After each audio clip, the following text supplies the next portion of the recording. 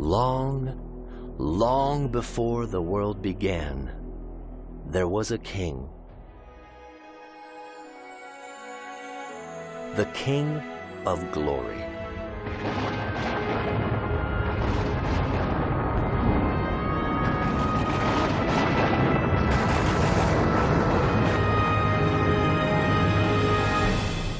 This king was far, far above and beyond anyone or anything you or I could imagine. In the endlessness of eternity, he was the only king, and his kingdom the only kingdom, a realm of perfect wisdom, love, joy, and peace.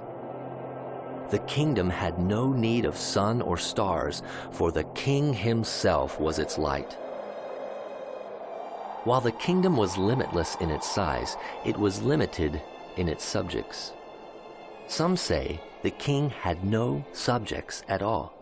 Or did he? One of the early mysteries of this king was that even when he alone existed, he was never alone. Still, he wanted to share his life with other intelligent beings. So this good and wise king made a heavenly province with millions of dazzling, super intelligent spirit beings called angels. He knew them all by name, and he wanted them to know him too. Life with the king was non-stop adventure. But the king wanted more than angels.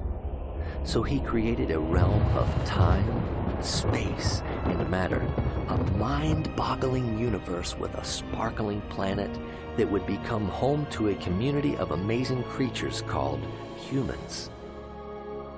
Different from the angels, the human family began with just two beings, a man and a woman. As with the angels, the king wanted to share his life with them too.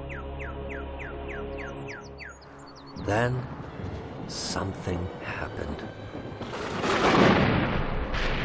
Something terrible. Rebellion arose in the kingdom. First in heaven, then on earth. A rebel angel seized the kingdom of earth by capturing its humans. But the king was not taken by surprise. Deep in the heart of the king was a rescue plan so great, so mysterious, so extravagant, so far-reaching that he would take thousands and thousands of years to fulfill it. What else would you expect from the King of Eternity? He lives above time.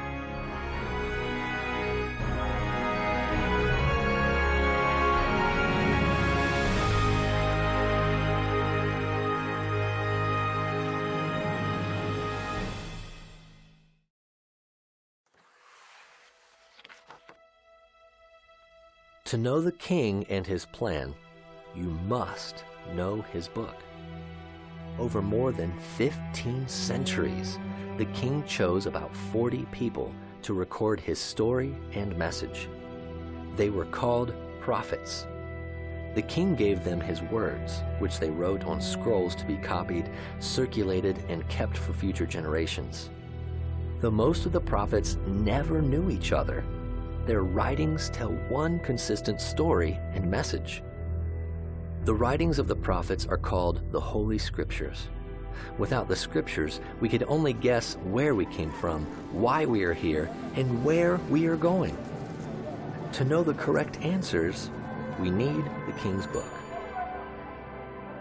About 3,500 years ago, the king inspired a prophet by the name of Moses to write, "Man does not live on bread alone, but on every word that comes from the mouth of the Lord."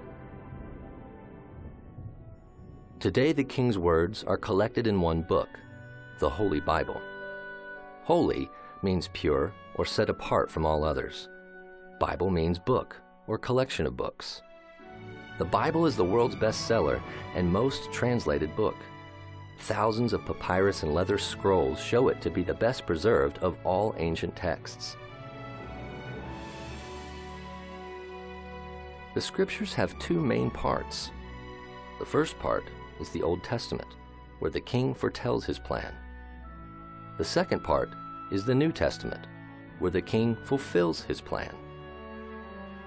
Testament means covenant, contract, or agreement. The Old Testament foretells what God planned to do. The New Testament records the fulfillment of his plan. Only God can write history before it happens. The difference between the Old and New Testaments is the difference between having a great king send you letters and photos and having that king come visit you in person. The Scriptures came first to the Middle East, Africa, Asia, and Europe, then later to the Americas and beyond. The prophets came from the Middle East, but the story and message they wrote is for every nation, for every family, for every person, for you.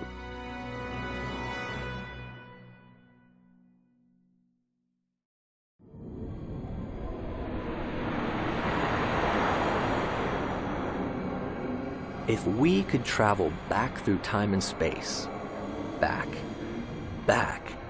way back, before there were people, planets, or stars, we would witness the power and glory behind the first words of Scripture. In the beginning, God created the heavens and the earth. Today, many people think the world and its wonders came to exist apart from an all-wise creator. But their theories do not adequately explain the complex design and predictable order of the universe.